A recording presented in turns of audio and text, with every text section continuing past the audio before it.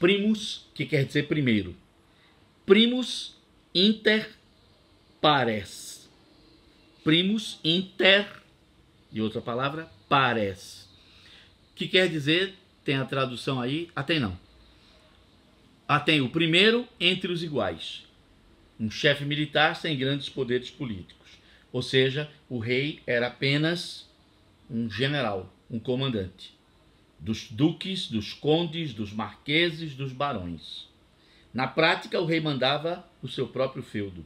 Não tinha o poder sobre todos os feudos. Mais um exemplo aí. A monarquia absolutista, típica da Idade Moderna, onde os reis europeus, isso existiu principalmente na Europa, mas depois se espalhou por outros lugares, né? Você teve monarcas absolutistas, por exemplo, tem ainda na Península Arábica, né? Os emires, os califas da Península Arábica, dos países da Península Arábica, o Kuwait, Oman, Mascate, Sharjah, Dubai, Catar e Arábia Saudita, os chefes desses países, eles governam sem Constituição. Esses países não têm Constituição. Portanto, a vontade do príncipe, a vontade do monarca está acima de tudo. Monarquia absolutista. Monarquia constitucional. É esse quarto exemplo aí. Monarquia constitucional. É aquela onde o poder do rei é limitado por uma Constituição. Foi uma ideia de Montesquieu, com a criação dos 3 poderes. Não é isso? Quem faz a lei nem executa nem julga. Quem julga pela lei que foi feita nem legisla nem executa. E quem executa o que manda a lei nem julga nem legisla. Não é? Então, Montesquieu, através de uma teoria chamada freios e contrapesos, que a gente termina chamando de teoria dos 3 poderes, inventa o poder legiferante ou legislativo, o poder judicante ou judiciário e o poder executante ou executivo. Então, o soberano seria o poder executante, executivo, o administrador, que faz o que a lei manda e não pode desobedecer a lei, senão será julgado por uma corte. Então, essa separação dos poderes e uma lei que determina como isso funciona, como isso se constitui, daí o nome Constituição, é aquilo que compõe, que organiza, né? Pronto.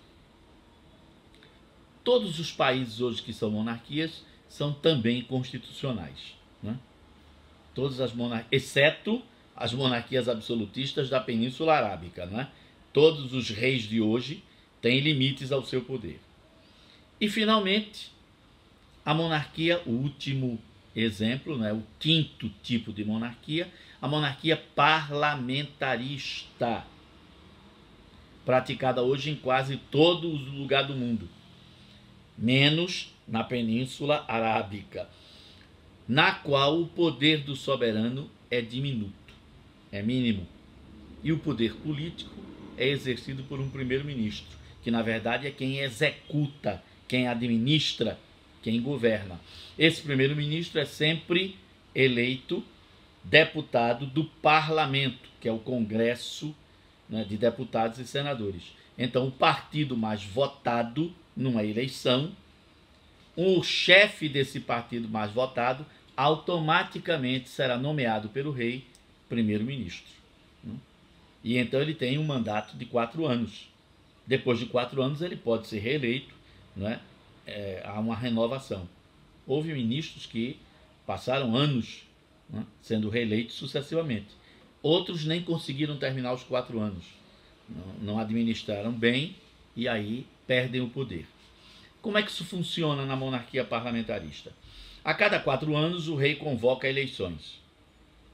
Os partidos políticos, não é, têm um mês para ir à televisão, aos meios sociais, fazerem seus comícios, etc. e tal, e lançarem uma lista de candidatos.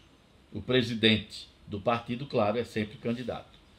Aí vem a eleição e os eleitores saem votando nos partidos. Os votos proporcionais aos partidos são os votos proporcionais àquela lista. É que na lista dos candidatos, né, os filiados ao partido escolheram quem devia ser candidato. Então, digamos que o partido tem direito a 30 vagas no parlamento. Então, eles vão escolher entre os membros do partido 30 nomes. O que for o mais votado, automaticamente ocupa primeiro lugar. O segundo mais votado, a segunda colocação, e assim até a 30ª colocação. Quando houver a eleição, né, e se o partido continua tendo direito a 30 cargos, aqueles 30 escolhidos são os que serão eleitos. Então você vota no partido, não vota em candidato, porque a escolha dos candidatos já foi feita na convenção do partido. Isso obriga que as pessoas, por exemplo, se fosse aqui o Brasil, não é parlamentarista, as pessoas que simpatizam com o MDB, né, elas iriam participar da convenção do partido do Movimento Democrático Brasileiro. E lá elas iriam votar naqueles candidatos que elas achariam que deveriam ser os concorrentes à eleição. Isso obriga o cidadão a ter uma ligação muito grande com o seu partido e participar das convenções partidárias. Muito bem, o partido que tem o maior número de votos, automaticamente o deputado mais votado será indicado para primeiro-ministro. Quando esse partido teve mais de 50% dos votos da eleição, automaticamente ele pode governar sozinho. Ele tem a maioria. Mas nem sempre isso acontece. Então, mesmo tendo sido o partido mais votado, ele teve apenas 35% dos votos. Então ele vai ter que fazer coligações com outros partidos que também tiveram uma boa votação para chegar a, no mínimo, 51% e ter uma maioria razoável para poder governar. O complicado é que os partidos vão ter que fazer alianças, né, muitas vezes com grupos políticos, outros partidos políticos, com quem eles tenham identificação ou alguma proximidade ideológica, né? Mas às vezes isso não acontece. Então você tem, por exemplo, ninguém gosta de governar junto com o Partido dos Ecologistas, o Partido Verde, como é chamado normalmente. Por quê? Porque os verdes querem criar uma legislação que obrigam as empresas, as indústrias, fábricas, né, a automóveis, ônibus, tudo, a utilizar energia limpa, a agredir o menos possível a natureza. E lógico, isso obriga as grandes empresas, as grandes fábricas, esses grandes conglomerados poluidores a ter que reduzir, a ter que criar, né, e obviamente reduzir o lucro. Claro que eles não vão ficar pobres. Eles vão ganhar menos dos bilhões e bilhões de euros e dólares que ganham. Eles vão ter que tomar cuidado com as matas, com os rios, os lagos, as fontes. Tem que se procurar energias alternativas que não seja o petróleo. Então essas empresas não querem isso. Então governar com o Partido Verde é criar confusão.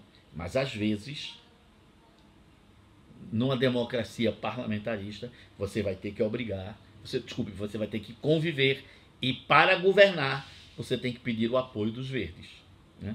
Então, a democracia exatamente não é o regime da conciliação, onde todo mundo se entende.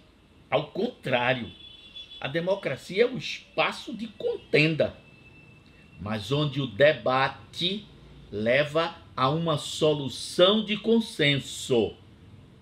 Alguém tem que ceder, alguém, num plural que não existe, mas cada um cede um pouquinho para se chegar a uma solução, para criar um Estado governável, para atender aos anseios da sociedade. Tá vendo? Você está percebendo que eu tenho uma simpatia grande pelo parlamentarismo. Mas para existir um parlamentarismo e ele funcionar bem, no Brasil não tá, do jeito que nós estamos, não funciona bem. Alves, e pode existir parlamentarismo na República? Pode. Em vez de um rei, de um soberano, um presidente. Pronto. E o resto é igual. E por que no Brasil não funciona, Alves? Porque os nossos partidos políticos não representam interesses ideológicos, maneiras de pensar e de estruturar.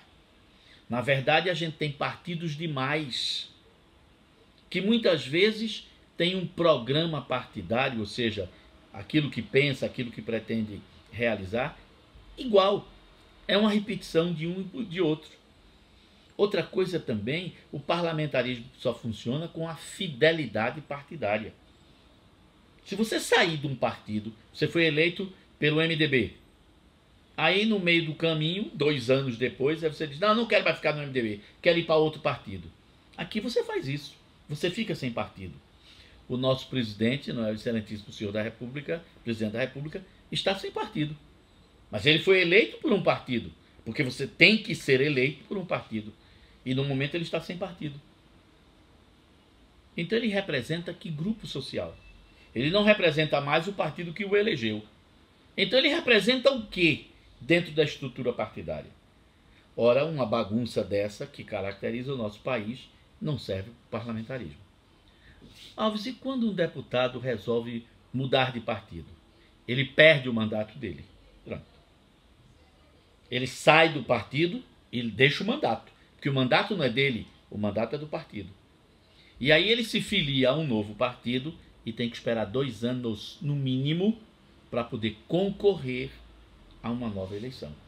Não é mudou de partido e continua, né, exercendo um mandato, ele não foi eleito por aquele partido.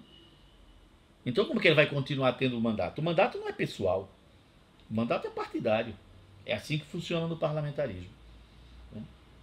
É por isso que você vê que os grandes países do mundo desenvolvidos, né, tirando a maior economia do planeta, que é os Estados Unidos, o resto do mundo desenvolvido é parlamentarista. Até mesmo aqueles países chamados BRIC, não é? Os países que estão próximos do grande desenvolvimento, como a Índia, como a África do Sul, são parlamentaristas. O Japão é monarquia parlamentarista. A Alemanha é parlamentarista. Então, o parlamentarismo é um regime muito interessante. É interessante a gente ler sobre essas diferenças, não é? Seguindo, ao mesmo tempo que existia a monarquia, gregos e romanos criaram a politeia, res publicae, em latim. Politeia, com TH. Aí grego, aí no outro espaço. Res publicae. Publicae, res publicae. Isto é, a forma de governo onde os governantes são representantes dos demos, em grego, cidadãos, demos, e em latim, civis, C-I-V-E-S, civis. Cidadãos, os habitantes da polis, em grego, os habitantes da urbis, em latim. Primitivamente, quer que eu repita? Então, ao mesmo tempo que existia a monarquia, gregos e romanos criaram a politeia, com TH. Res publicae, latim, res publicae. A forma de governo onde os governantes são representantes do demos, cidadão em grego, cives, cidadão em latim. Primitivamente, as repúblicas eram oligárquicas. Oligárquicas. De onde vem essa palavra? Do grego. Muita coisa em política nasceu na Grécia. Então, nada mais natural que as palavras que designam estruturas políticas tenham origem grega ou latina, não é? Então, oligarquia, só uma minoria, oligos, em grego, minoria, exercia o voto e o poder. Com o tempo e com as revoltas dos demos, dos cidadãos, as revoltas populares, a aristocracia grega, a aristocracia romana, a aristocracia grega, primeiro espaço dentro do parênteses, eupátridas. Aristocracia grega, eupátridas. Aristocracia romana, patrícios. Eu sei, o digitador deixou um espaço pequeno. Eupátridas, patrícios. Essa oligarquia, essa minoria que detinha o poder, foi cedendo espaço através de leis que reformavam a democracia grega, a República Romana, foi cedendo poderes à maioria. Contudo, tanto na Grécia quanto em Roma, escravos, mulheres, estrangeiros, escravos, mulheres e estrangeiros estavam excluídos da cidadania. Mesmo que você tivesse chegado com 1 ano de idade em Atenas, mas você não nasceu em Atenas, você nunca seria cidadão. Você morria com 90 anos e não podia ser cidadão. Porque você não nasceu em Atenas. Você não era filho de pais atenienses. Tá vendo? Durante a Idade Média e boa parte da Idade Moderna, a ideia de república norteava o funcionamento de poucos lugares do mundo. Por exemplo, algumas regiões da Suíça, a chamada Confederação Helvética ou Helvécia, e cidades do norte da Itália, que eram repúblicas. Pronto. Então, existiam poucas repúblicas no mundo. Na Idade Média e na Idade Moderna, o ideal de república, que foi comum em Roma e no mundo grego, praticamente desapareceu. Todavia, em 1787, as 13 ex-colônias na América do Norte, que tinham ficado independentes em 1776, 4 de julho de 1776, essas 13 ex-colônias, chamadas de Estados Confederados da América do Norte, promulgaram, isto é, editaram, colocaram para todo mundo ver, uma Constituição. Uma lei que constitui, que organiza, que cria um país. Promulgaram uma Constituição, conjunto de leis que organizam um país, criando os Estados Unidos da América do Norte. É o nome oficial que esse país tem até hoje. Estados Unidos da América do Norte. Instituindo a forma de governo republicana, imitando o modelo romano. Forma de governo republicana. Federativa, que significa isso? Os 13 estados que se juntaram para formar os Estados Unidos da América do Norte não poderiam se separar de jeito nenhum. Isso aqui é uma república federativa. O Brasil é uma república federativa. Pernambuco não pode se separar do resto do Brasil. São Paulo não pode se separar do resto do Brasil. Ninguém aí, quer dizer, nenhum dos 26 estados pode se separar da federação. A federação é uma amarração muito bem feita, né, com cadeado e tudo, para evitar a separação entre os estados. Era uma república federativa presidencialista. O que significa isso? O poder executivo era exercido por um presidente eleito para um período de 4 anos com o direito a uma reeleição. Pronto. E acabava. Com 3 poderes, imitando a teoria dos freios e contrapesos de Montesquieu. Não é isso? A teoria dos 3 poderes criada por Montesquieu. Com 3 poderes independentes e harmônicos. E o poder legislativo, o poder executivo, o presidente e seus secretários. Lá eles chamam secretários, aqui a gente chama de ministro, né? Presidente, vice-presidente e secretários. O poder judiciário, formado pela Suprema Corte, que aqui a gente chama Supremo Tribunal Federal, e pelos juízes federais e os juízes estaduais. E o legislativo seria bicameral. Bicameral, quer dizer, teria 2 câmaras de representantes, plural. Os deputados federais, que representavam os eleitores dos 13 estados originários, não é? E os senadores, que representavam os estados da federação.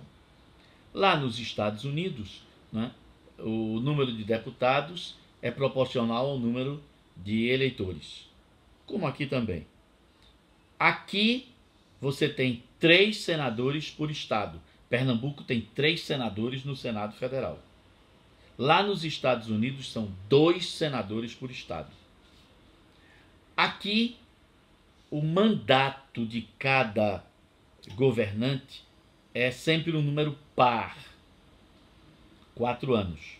Vereador, prefeito, governador, presidente. Os senadores têm um mandato par, o dobro dos outros mandatos, 8 anos. Então você tem todo mundo 4 anos de mandato, podendo ser reeleito, e senadores com 8 anos, também podendo ser reeleitos. Quem é do poder legislativo pode se reeleger indefinidamente, até morrer.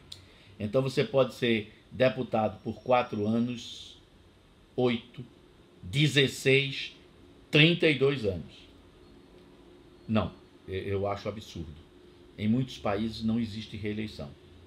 Você é deputado por 4 anos e acabou, nunca mais vai ser. Você é deputado por 8 anos, acabou, nunca mais vai ser. Você é presidente, 4 anos, terminou, fora, tchau, não tem mais. A reeleição ela pode ser boa e pode ser ruim.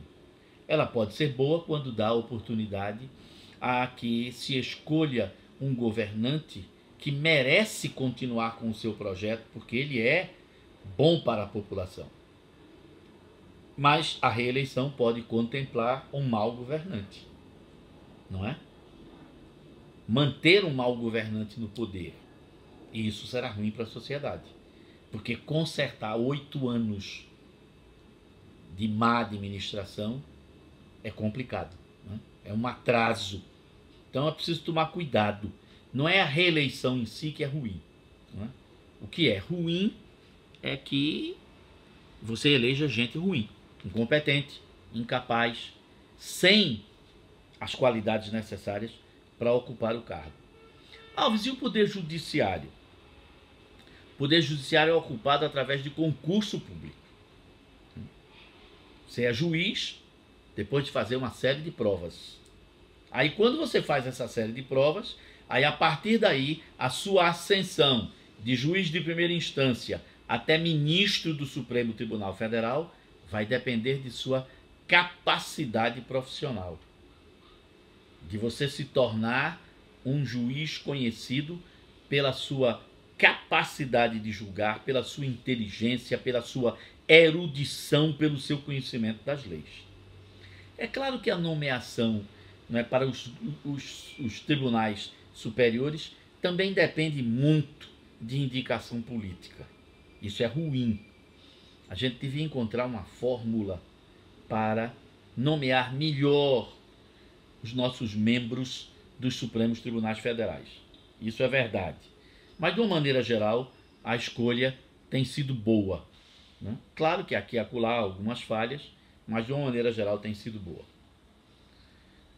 Por que no século XVIII surgem as monarquias parlamentaristas e as repúblicas presidencialistas? Ambas são formas de governo que resultam do liberalismo político.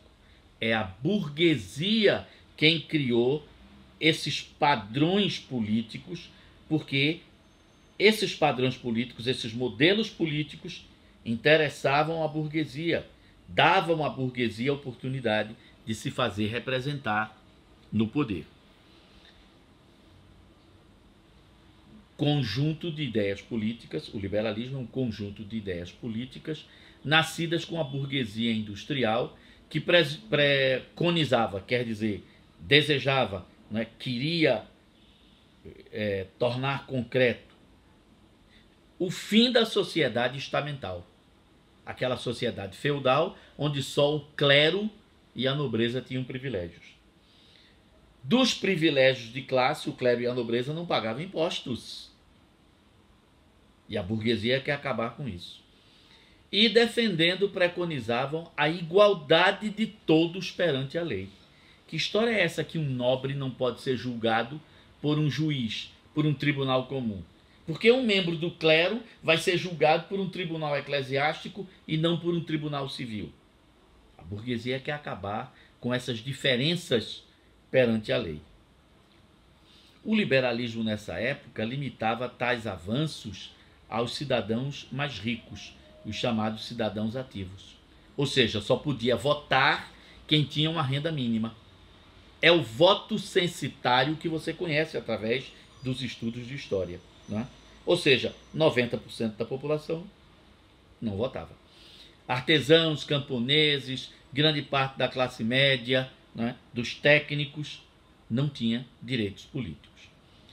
Todavia, o desenvolvimento dos socialismos, das ideias socialistas no século XIX, que você estudou também em história, o socialismo utópico, o socialismo marxista, obrigou a burguesia liberal no século XIX a ampliar a participação das massas populares nas decisões políticas. Então, vem o voto, não é, de quem tinha uma renda um pouco menor, aí depois o voto de todo cidadão que fosse alfabetizado, não é isso? E aos poucos, a maioria da população vai ter acesso a voto. Depois as mulheres terão direito a voto. Está lembrado, né? Inicialmente o voto era universal, só masculino. Depois as mulheres tiveram acesso a voto. Seguindo, a Revolução Marxista, ocorrida onde, em que país? Rússia, exato. Em outubro de 17, serviu de aviso aos países capitalistas que era preciso ampliar o direito político dos mais pobres. Não só os direitos políticos, os direitos trabalhistas também, não é? Não só vieram direitos para votar, mas vieram também direitos para o trabalhador. Foram avanços que o marxismo terminou obrigando o capitalismo a ter.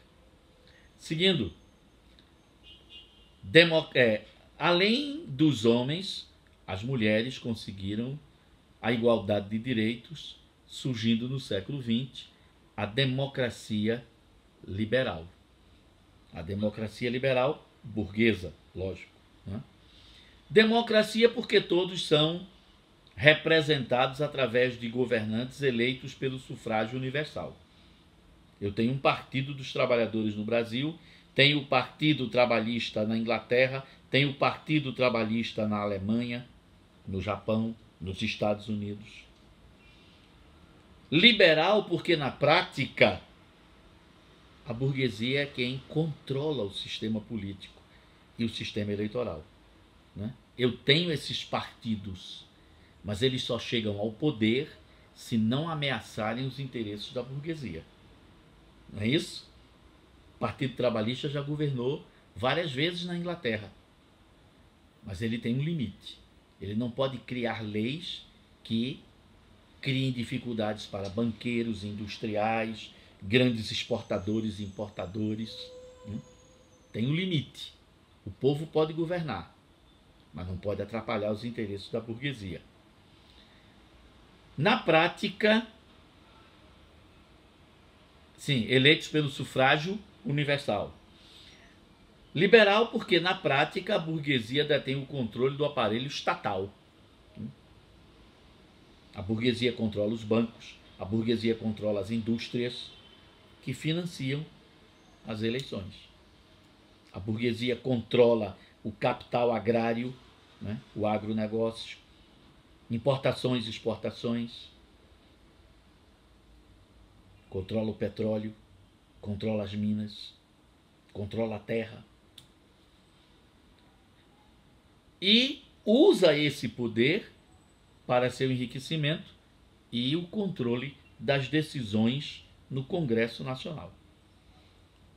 Leis para proteger os interesses dos mais pobres existem, mas elas demoram anos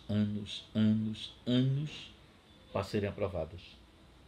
Leis que beneficiem banqueiros são aprovadas rapidamente, numa velocidade fora do comum. Para proteger o capital, no mundo capitalista, as leis são rápidas. Para proteger o trabalho e os trabalhadores, as leis existem, mas são lentas. Seguindo. Cadê, menino?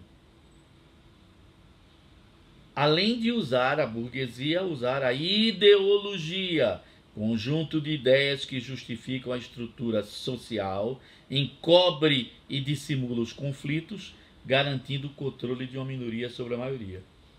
Aí quando você diz que os trabalhadores estão passando fome, isso é ideia de comunista, isso é ideia de revolucionário, vá para Cuba, vá na Venezuela, passar fome reclamando, o Brasil é uma democracia, isso aqui está muito bom, todos os trabalhadores têm direitos, não está empregado quem não quer trabalhar, é tudo preguiçoso.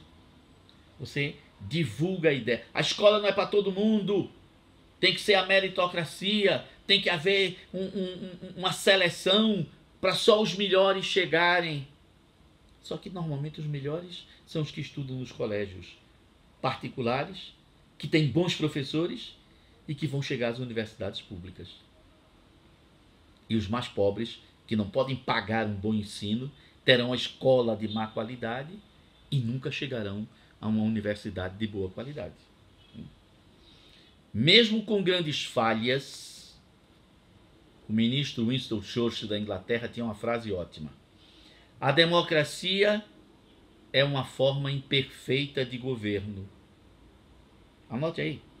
A democracia é uma forma imperfeita de governo. Mas ainda não se inventou coisa melhor. Mas ainda não se inventou coisa melhor. A democracia é uma forma imperfeita de governo, vírgula, mas ainda não se inventou coisa melhor. Na expressão de Winston Churchill, primeiro-ministro da Inglaterra, famosíssimo. Com toda a desgraça, a democracia liberal permite o respeito aos direitos das minorias. Com toda a desgraça, a democracia liberal permite você reivindicar, reclamar, dizer que não gosta. Apresenta a possibilidade da existência da alternância do poder. Vez por outra, você tem um camarada que representa o povão e que chega ao poder e que pode falar em nome dessa maioria que muitas vezes não tem vez nem voz. Garante as liberdades individuais. A lei termina protegendo também os mais pobres. Não é sempre, mas ela existe e pode ser cobrada, né, para que funcione. E o direito à ampla defesa, que obviamente não atinge todos, mas pode ser cobrado. E um julgamento imparcial. A gente sabe que para os mais pobres isso é mais difícil, mas pelo menos existe a lei. Com toda a desgraça, é melhor a democracia liberal burguesa do que uma aventura por uma ditadura que prometa maravilhas. Não é isso? Muito bem. Testes aqui. Próxima aula a gente vai fazer uma viradazinha nesses testes, tá bom? Até lá então.